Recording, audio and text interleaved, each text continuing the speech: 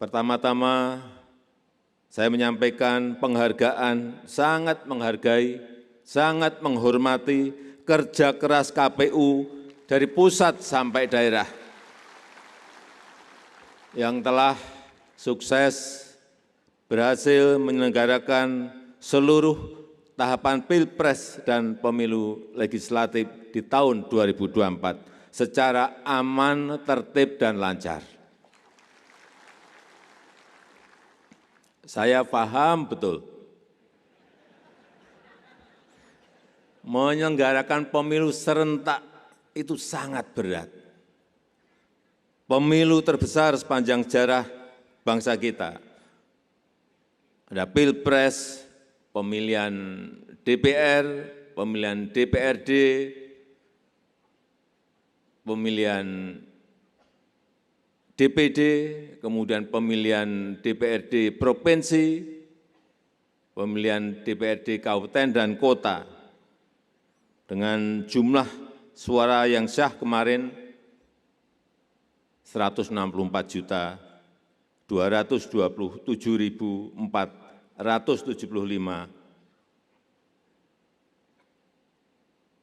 suara, yang ada di 822.699 TPS.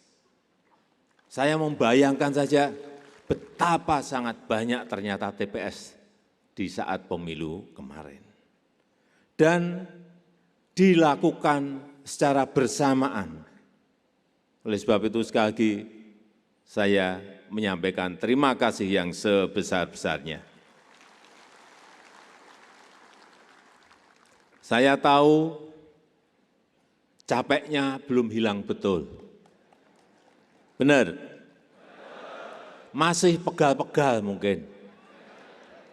Masih penat rasanya karena juga baru selesai di Mahkamah Konstitusi juga baru kemarin.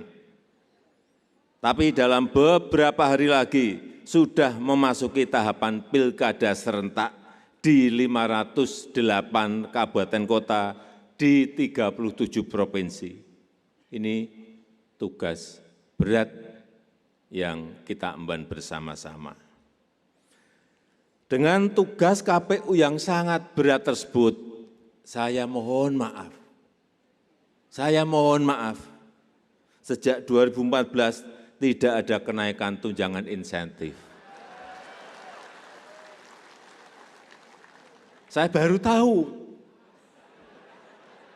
kemarin bahwa sejak 2014, sehingga kemarin langsung saya kejar-kejar, pokoknya saya besok enggak akan datang di rapat konsolidasi kalau belum saya tanda tangani.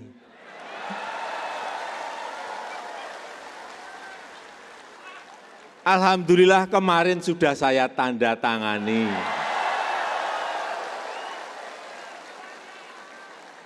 Saya tahu yang ditunggu kehadiran saya ini bukan Presiden Jokowinya. Yang ditunggu yang itu, saya tahu. Setelah saya kemarin, waduh, ini sejak 2014. Dan formula kenaikannya sederhana. Hitung, kemudian ketemu, dan kemarin diputuskan kenaikannya sebesar 50%.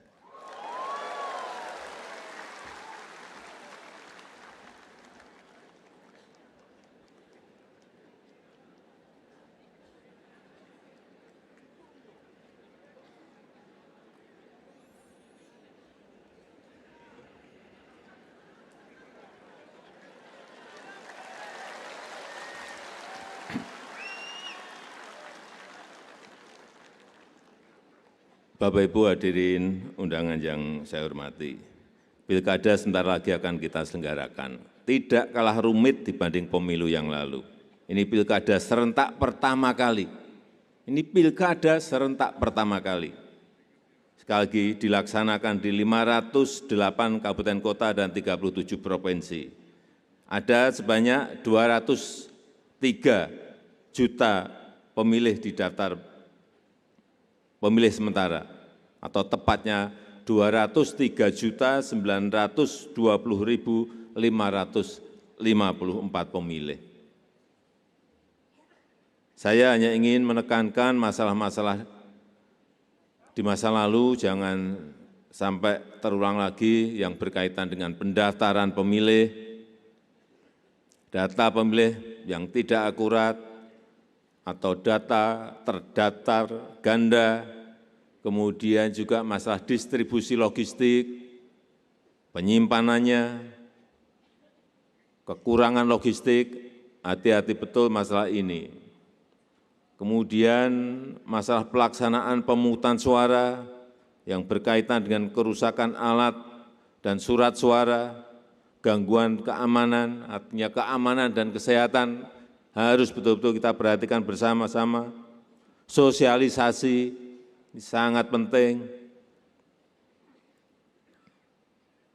Selain itu juga masalah pada proses penghitungan suara, kesalahan penghitungan jumlah suara, baik akibat oleh kesalahan manusia maupun kesalahan sistem IT yang juga terjadi.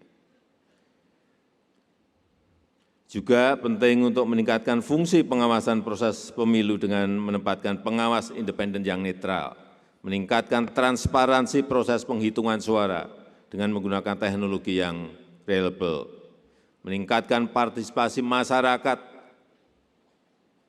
untuk mencegah kecurangan-kecurangan yang ada dan menegakkan hukum bagi pihak yang melakukan praktek money politik.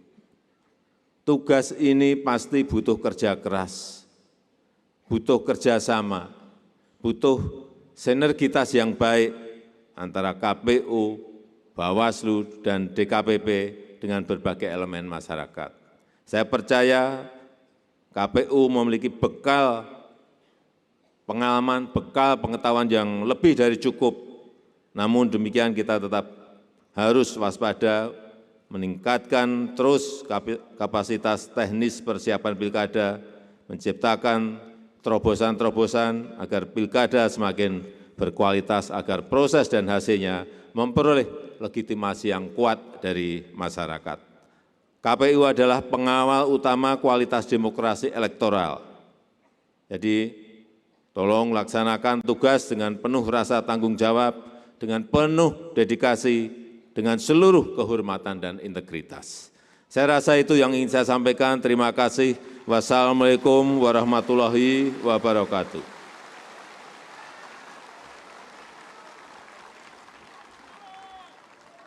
Download Tribun X sekarang, menghadirkan lokal menjadi Indonesia.